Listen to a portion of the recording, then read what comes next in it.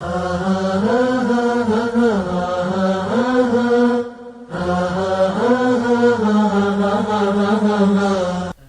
jeûne du mois de Ramadan constitue la quatrième des 5 bases fondamentales sur lesquelles l'islam est édifié. L'obligation de jeûner a été instaurée pour les musulmans dans la seconde année de l'Hégire par la révélation de ce verset du Coran.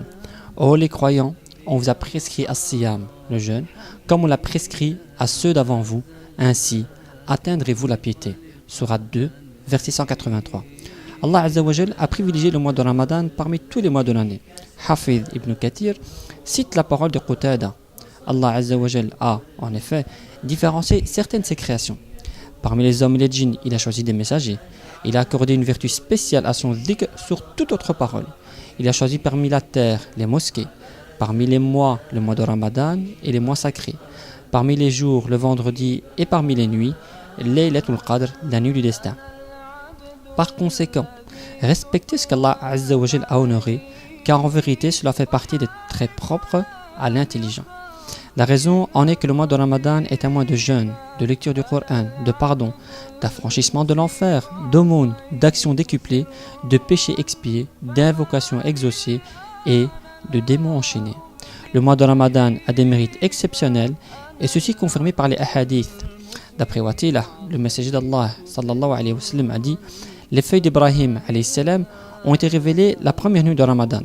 La Torah a été révélée 6 jours après le début de Ramadan.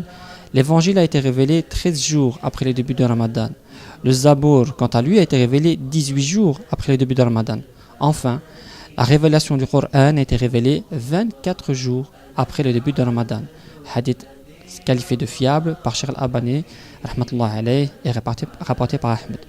Allah Azza wa Jal dit: le mois de Ramadan au cours duquel le Coran a été descendu comme guide pour les gens est preuve claire de la bonne direction et du discernement. Sourate 2, verset 184. Ces nuits sont bénies et pendant ce mois se trouve une nuit durant laquelle les récompenses sont multipliées. C'est la meilleure nuit de l'année, la nuit du destin. La nuit d'Al-Qadr, elle est meilleure que 1000 mois d'adoration. Allah Azza wa Jal dit: nous l'avons certes fait descendre, le Coran, pendant la nuit d'Al-Qadr. Et qui te dira ce qu'est la nuit d'Al-Qadr? La nuit d'Al-Qadr est meilleure que 1000 mois. Sourate 97, versets 1 à 3. Le messager d'Allah sallallahu alayhi wa sallam a dit: qui veille en prière la nuit d'Al-Qadr avec une foi sincère et en cherchant la récompense, tous ses péchés passés lui seront pardonnés. Hadith rapporté par Al-Bukhari et Muslim. Il a été authentifié du messager d'Allah sallallahu alayhi wa sallam qu'il annonçait à son compagnon l'arrivée du mois de Ramadan. D'après Abu Huraira radiyallahu anhu, le messager d'Allah sallallahu alayhi wa sallam a dit: lors de la première nuit de Ramadan, les portes du paradis s'ouvrent et on n'en ferme aucune. Et les portes de l'enfer se ferment et on n'en ouvre aucune et les diables sont enchaînés. On appelle: ô toi qui veux le bien, accours. Ô toi qui veux le mal, cesse. Cet appel est renouvelé chaque soir. Allah Azza wa Jal affranchit des gens de l'enfer, et ceci chaque nuit.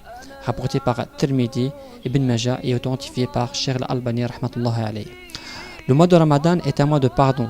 D'après Abu Huraira, le messager d'Allah sallallahu alayhi wa sallam a dit: celui qui jeûne le mois de Ramadan avec foi et en espérant la récompense d'Allah, ses péchés passés lui seront pardonnés. Et celui qui prie les nuits de Ramadan avec foi et en espérant la récompense d'Allah, ses péchés passés lui seront pardonnés. Et celui qui prie la nuit d'Al-Qadr avec foi et en espérant la récompense d'Allah, ses péchés passés lui seront pardonnés. Rapporté par Al-Bukhari et Muslim. Et dans un autre hadith, donc une autre variante, Abu Huraira radiyallahu anhu rapporte ces paroles du prophète sallallahu alayhi wa sallam: quiconque jeûne Ramadan avec foi et sincérité se verra pardonner ses péchés antérieurs. Rapporté par Al-Bukhari et Muslim. Selon Abu Sa'id al-Khudri, le messager d'Allah sallallahu alayhi wa sallam a dit: les 5 prières rituelles, la prière du vendredi jusqu'au vendredi suivant, le jeûne du mois de Ramadan jusqu'au Ramadan prochain, tous ont un effet absolutoire si on évite les grands péchés. Rapporté par Muslim. C'est aussi au cours de ce mois que de grandes victoires ont été remportées par les musulmans. La bataille de Badr, le 17 de Ramadan 624, au cours de laquelle le messager d'Allah sallallahu alayhi wa sallam remporta une grande et célèbre victoire sur l'armée mécoise. Cette victoire transforma le cours de l'histoire. Allah Azza wa Jal l'a cité d'ailleurs dans cette fin de verset dans le Coran. Et qu'Allah vous a rendu victorieux à Badr, bien que vous étiez méprisés. L'autre grande victoire remportée au cours de ce mois béni fut la prise de la Mecque vers le 20 de Ramadan de l'an 8 de l'Hégire. Et le Coran nous rappelle cette victoire. Lorsque la victoire d'Allah arrive avec la conquête de la Mecque et que tu vois les hommes entrer dans la religion d'Allah par groupe, glorifie ton Seigneur et demande-lui pardon, car il est celui qui pardonne. Passons maintenant aux bonnes œuvres durant ce mois de Ramadan. Parmi les raisons des mérites du mois de Ramadan, de nombreux actes d'adoration ne se regroupent que durant ce mois.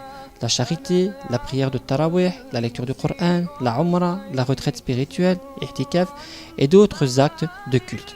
Commençons par la charité. D'après Ibn Abbas, radiyallahu anhu, le prophète sallallahu alayhi wa sallam était le plus généreux des hommes et particulièrement au mois de Ramadan lorsqu'il rencontrait l'ange Jibril alayhi salam avec les révélations et lui enseignait le Coran. Sa générosité était ininterrompue comme le souffle continu du vent bénéfique. Hadith rapporté par Al-Bukhari et Muslim. Et selon Zayd ibn Khalid al-Juhani, le messager d'Allah sallallahu alayhi wa sallam a dit: qui donne à quelqu'un de quoi rompre le jeûne bénéficie d'une récompense égale à celle de celui qui jeûne sans la lui diminuer. Hadith rapporté par Ibn Majah, At-Tirmidhi et authentifié par Charles Albani rahmatullah alayh. Passons maintenant à la prière de Tarawih. D'après Abu Huraira, le prophète alayhi salatu salam a dit: qui se lève pour prier pendant les nuits de Ramadan avec foi et en comptant sur la récompense divine, Allah pardonne ses fautes passées. Rapporté par Al-Bukhari et Muslim.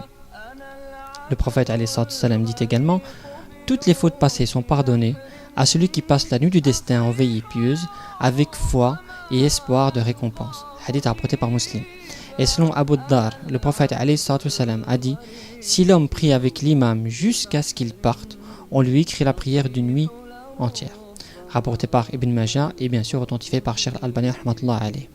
La lecture du Coran maintenant. Le prophète alayhi salatu salam récitait le Coran pendant le mois de Ramadan. Jibril alayhi salam descendait réciter avec lui. Rapporté par Al-Bukhari. Et d'après Abdullah ibn Omar, l'envoyé d'Allah alayhi salam a dit: le jeûne et le Coran intercéderont en faveur du serviteur le jour de la résurrection. Le jeûne dira: ô mon Seigneur, je l'ai empêché de se nourrir et de satisfaire son désir. Prends-moi donc comme intercesseur en sa faveur. Et le Coran dira: je l'ai empêché de dormir la nuit. Prends-moi donc comme intercesseur en sa faveur. Et ils intercéderont. Hadith rapporté par Ahmed et authentifié par Cheikh Al-Albani rahmatullah alayh.